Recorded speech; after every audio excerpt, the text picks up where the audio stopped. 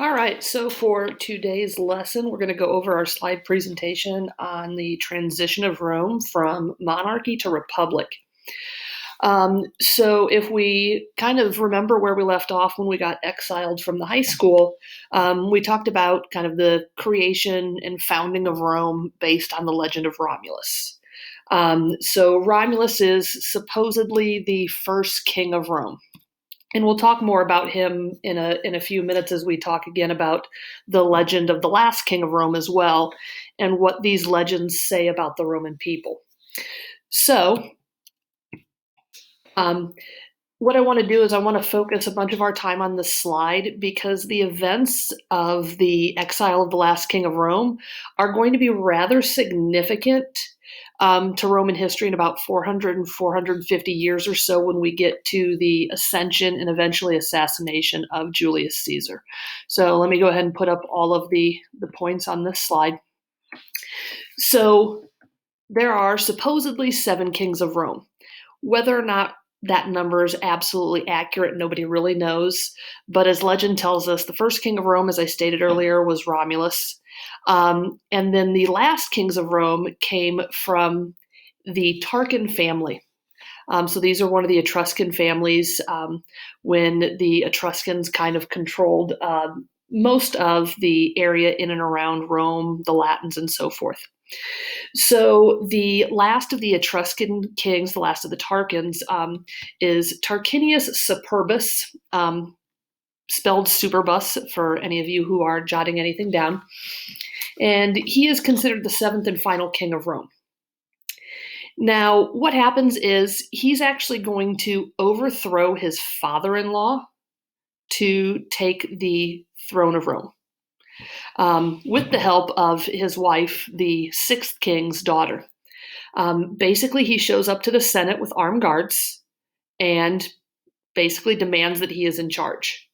When his father-in-law, the 6th king, arrives to find out what is going on, they basically chase him out and end up assassinating him.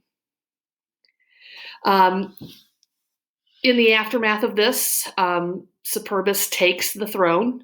He kills off any of the Roman senators he thinks might have been loyal to the previous king and ends up, kind of commanding Rome with a, very dictatorial style, hence where the term tyrant comes from. And Rome's, kind of hesitance to have a single ruler is going to stem from the events that surround what happens with Tarquinius Superbus. So, long story short, what's going to happen is Superbus is going to kind of force a lot of building projects, capital improvements, which in and of itself isn't a bad thing, but the people of Rome start to feel kind of put upon.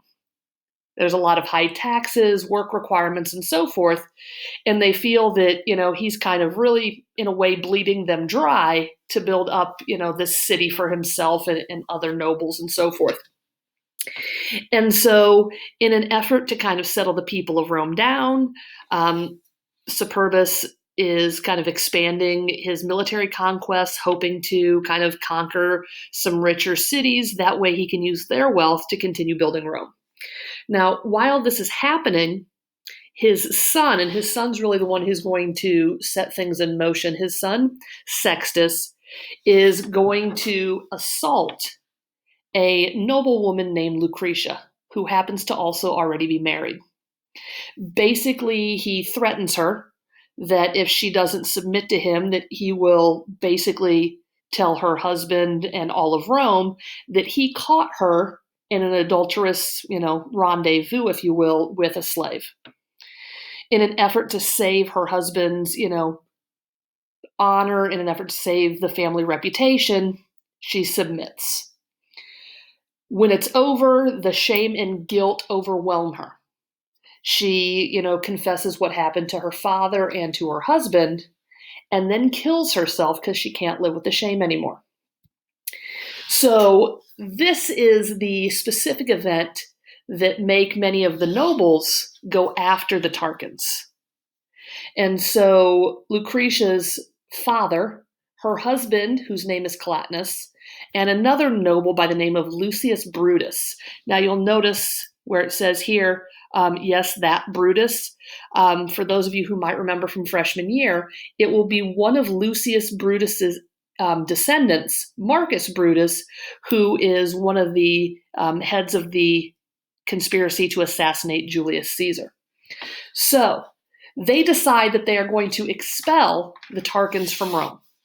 Sextus is assassinated, and Superbus basically flees and lives out the rest of his life in exile. So as we take a look then, this is going to transfer, Rome from being ruled by kings to being ruled by a more traditional republic form of government. And we'll come back to that in just a second. So now Rome is a republic. Similar to our style of government, this is when you elect your representatives. So we could, consider it a type of democracy. Now, I'll come back to plebeians and patricians. What I want to go to is to this slide here. What I want you to note is that Lucius Brutus and Lucretia's husband, Collatinus, they end up becoming the first two consuls of Rome. Rome is now wary of one person having too much power. That's why their executive branch is headed by two people. The idea that, you notice over here on the right, they could veto each other's decisions and so forth. It was a way to prevent one person from acquiring too much power and basically preventing the rise of another tyrant like Tarquinius Superbus. Now, what happens is, and I want you to remember back to when we talked about Romulus and Remus, and we talked about, truth versus the myth. These twins were probably not raised by she-wolves. If we really look at the long form of the story with Romulus and Remus, you'll remember that they were supposedly born out of a, illicit relationship, if you will, between their mother and, one of the gods. And in addition to that, also supposedly descended from a, Trojan soldier from the Trojan War and all these different things. And we talked about why would Rome pretend that this obviously, fantastical myth, why would they pretend it's legitimate history? Being raised by a she-wolf, Romulus killing his brother. We talked about the various stories as to why he supposedly killed his brother. Was it because his, brother jumped over the walls as they were being built on his city, thereby mocking him and so forth? Probably not on any of these accounts. So why was Rome kind of pushing this as, their history? Well, they wanted to be seen as warrior-like. So the idea that their first king, slaughtered his brother in a fit of rage, it appealed to their, very kind of aggressive warrior mentality in earlier Rome. That's what they wanted to be known for.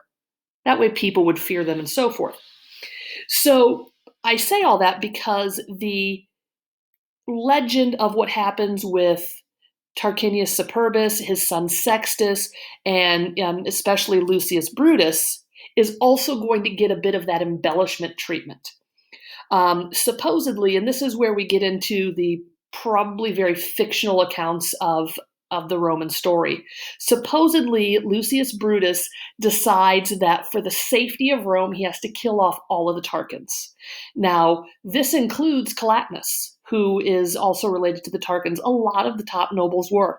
Lucius Brutus himself was one of Tarquin Superbus's nephews. So he himself is technically, a Tarquin and so forth. But he supposedly then is going to kill off the rest of the family. This likely never happened. Now, why embellish this? Well, when his descendant, Marcus Brutus, is going to, help assassinate Caesar, this is part of what they use to convince him. So they start embellishing it to excuse the murder of Julius Caesar. It's not Brutus's fault. He had a family legacy to live up to. I remember always telling my freshmen, it reminded me of Forrest Gump and Lieutenant Dan. How Lieutenant Dan had this family legacy, and he was mad that Forrest saved him in Vietnam because, a member of his family had died in every single American war, and he felt that he had been cheated out of his family destiny. And so they embellished this story of Lucius Brutus. That way, 450 some years later, Marcus Brutus has this family destiny that he has to live up to. So it's this way of kind of making him not guilty for the assassination of Caesar. What's also funny then is after the assassination of Caesar, which we'll talk about probably sometime, we might get to it, it'll probably be next week. So after the assassination of Caesar, when popular opinion starts to sway against Brutus and Cassius and the other conspirators in the murder of Caesar, they add to that legend again, and then they make Lucius Brutus not as heroic of a figure, but then they add that he was also killing off, the young sons of, Collatinus. So he started killing off basically the Tarquin children to make him look, as if he's some sort of, evil, maniacal, crazy person. So long story short, once again, think about Romulus and Remus. What does this tell us? Rome was very liberal when it came to changing their history to either explain their present or excuse the present. A way to justify what they wanted and what they were doing. So this ends up leading us, as I said a little bit ago, to the Roman Republic. And let's talk really quickly about the type of people in the Roman Republic. So you're going to have your Romans and then your slave population. The slave population will be filled with a lot of those that were conquered by the Romans and so forth. The Romans weren't necessarily always very terrible to the people they conquered. That's a weird way of saying it.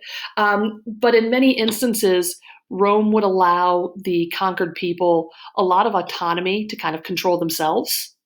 And this kind of kept, many of the conquered people in line. They could keep their culture. A lot of times they kept their own kings and their own government, and they basically just paid tribute or taxes to Rome, would send people to the Roman army to help, in Roman wars and so forth. But as far as Roman citizenship, you've got two types of citizens, as you can see there, your patricians and your plebes. Now, when Rome first starts, your patricians are your wealthy nobles. Your plebeians are everybody else. This doesn't necessarily mean that all of the plebs did not have money. A lot of your merchants will, over time, develop lucrative businesses, and you'll find that by the time we get into, the Republic era of, Caesar and even into the Empire, that plenty of the plebs are going to have money. Mark Antony, for example, was not a patrician. So a lot of your notable Romans, many of them were plebeians as well. One last thing on the patricians, it's likely that the patricians are the descendants of the first senators of Rome. So Roman senators started off at 100. A couple of the early kings would add senators every so often to the Senate to curry favor, to gain support. And so by the time the Republic rolls around, the original senators and their descendants, once we get to that 300 number, they are patricians.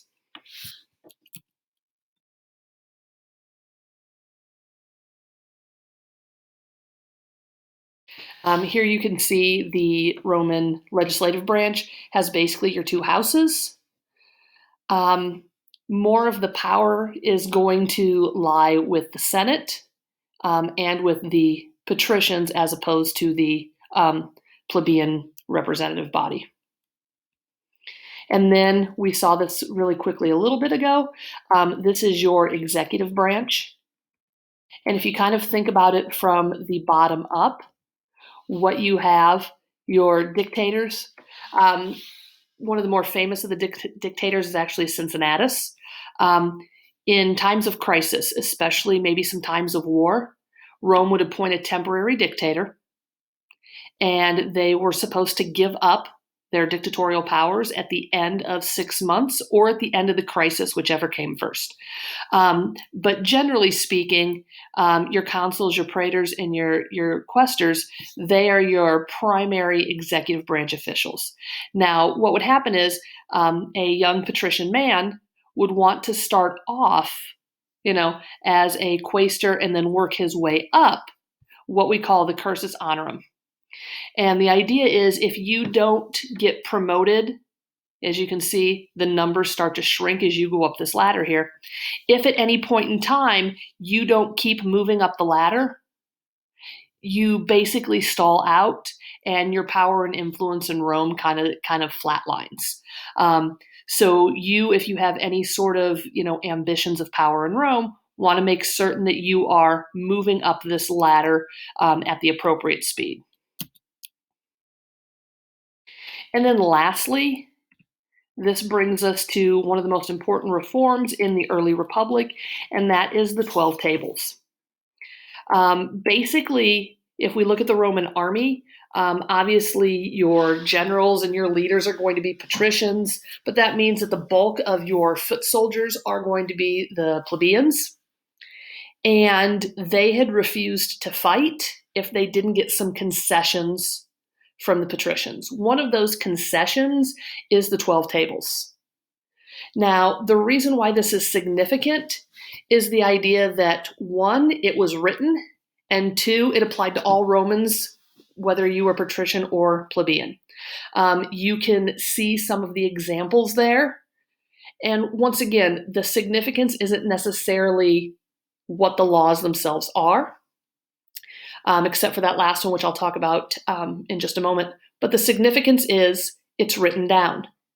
This means that you couldn't have, a magistrate change the law during a court case or something of that nature. So it made, justice a bit more fair in the Roman Republic. Now, this last one on Table 11, this is going to be pretty controversial in the next couple hundred years because the plebeians don't like this. The reason why, they realize that they're never going to be consul. They're never going to get the best positions in the government. But unfortunately, what Table 11 does to them that they don't like, it means their children, their grandchildren, and so forth, well, sons, grandsons more specifically, they also don't have a chance to get into that cursus honorum and work their way up. It'll take a couple of hundred years, but eventually they will force this law to be abolished. So if you haven't yet, make sure you finish your assignment from yesterday, and we will talk more about the early Roman Republic at another time.